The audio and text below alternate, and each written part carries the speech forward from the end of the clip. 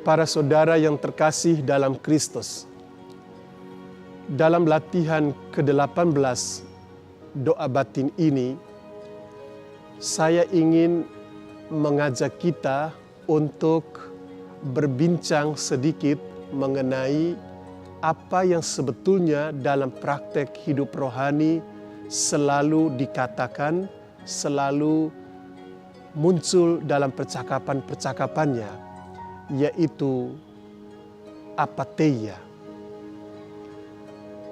Bagi teman-teman kita yang menekuni praktek meditasi Kristiani, kata apatheia ini menjadi kata yang cukup sering dipakai, terutama karena memang meditasi Kristiani itu adalah sebuah praktek doa kontemplatif, doa batin yang berasal dari para Bapa Padang Gurun yang dihidupkan kembali, digali, diolah kembali oleh seorang rahib Benediktin yang bernama John Main.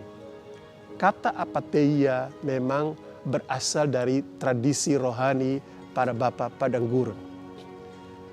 Kalau kita menengok keseharian hidup kita, seringkali kita menggunakan atau mendengar orang mengatakan apatis.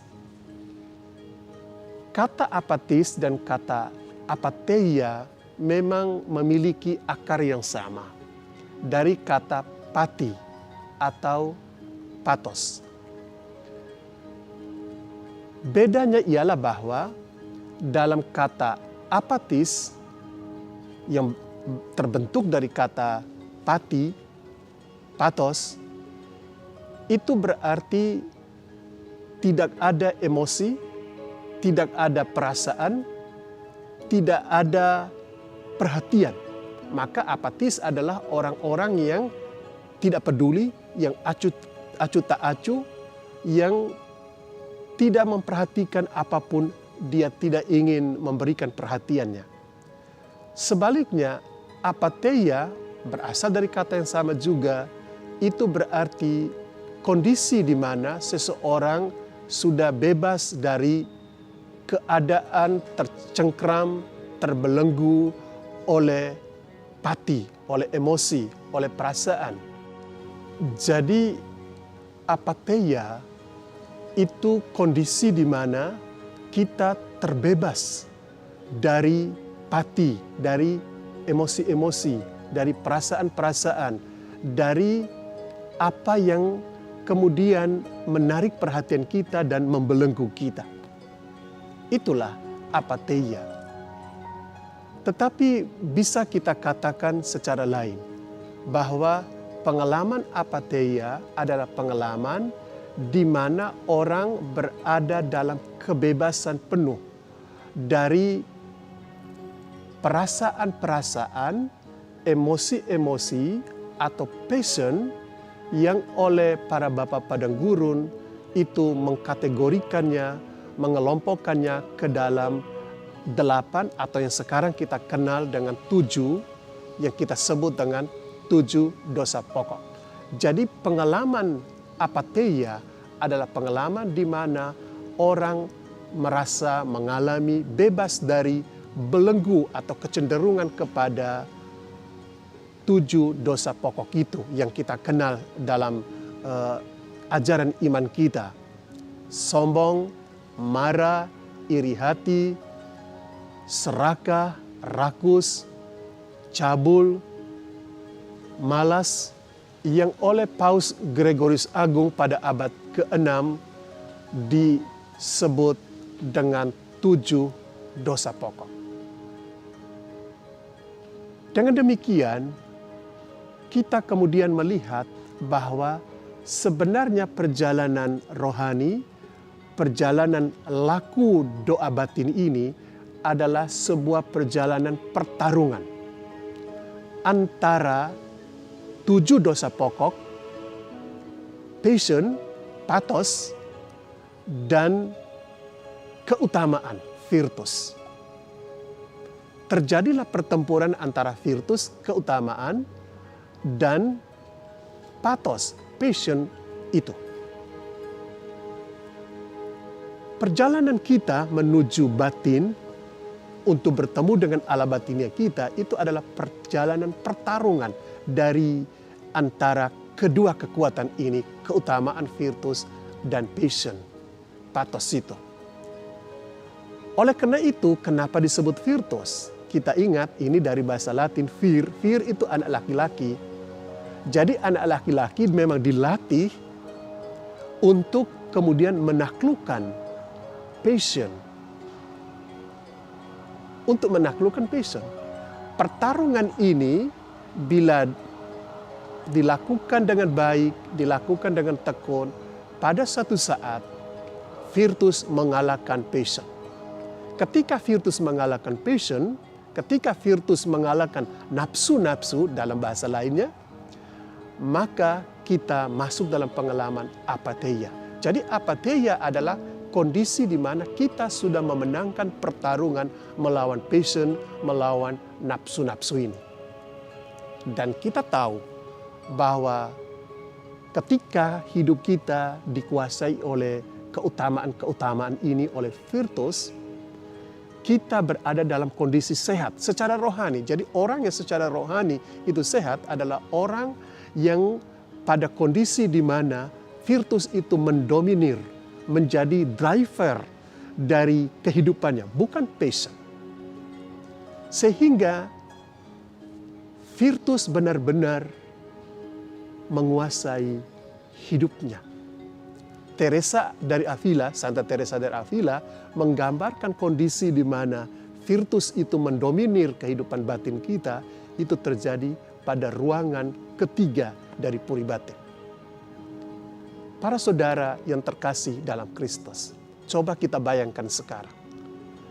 Gereja dalam ajaran imannya mengatakan kepada kita bahwa mahkota dari virtus, mahkota dari keutamaan itu adalah agape, itu adalah kasih. Berarti ketika hidup kita dikuasai oleh virtus, dikuasai oleh keutamaan, berarti kita dimahkotai oleh kasih itu. Kasih adalah titik terakhir di mana perjumpaan antara manusia itu terjadi. Atau itu adalah lokal, itu adalah tempat, itu adalah kondisi yang paling mumpuni di mana dua pihak, manusia sebagai makhluk dan Allah sebagai sang pencipta bertemu. Itulah yang akan kita alami dalam perjalanan doa batin kita. Baik para saudara yang terkasih dalam Kristus, kita akan masuk dalam perjalanan batin ini, praktek doa batin kita yang merupakan sebuah pertarungan rohani. Saya berharap kita sungguh-sungguh menekuni kata yang sudah kita pilih untuk diri kita sendiri. Maka duduklah dengan tenang sekarang, duduklah dengan punggung tegak setegak mungkin. Tarik nafas Anda dengan panjang dan dalam satu kali. Dan di dalam keheningan batinmu, ucapkan sebuah kata doamu. Ucapkan kata itu dengan baik dari awal doa batin hingga akhir doa batin kita. Bagi para pelaku doa Yesus, ucapkan Yesus atau Tuhan Yesus kasihanilah kami. Bagi para pelaku doa centering prayer, baiklah Anda duduk hening tenang sesaat, biarkan sebuah kata muncul dalam kesadaranmu. Salam atau damai. Dan bagi kita semua para pelaku meditasi Kristiani, dengan tekun, sekali lagi dengan tekun dan penuh perhatian, kita coba untuk mengucapkan kata Maranatha. Maranatha. Kita ucapkan dengan baik dari awal praktek doa batin ini hingga akhir praktek doa batin kita.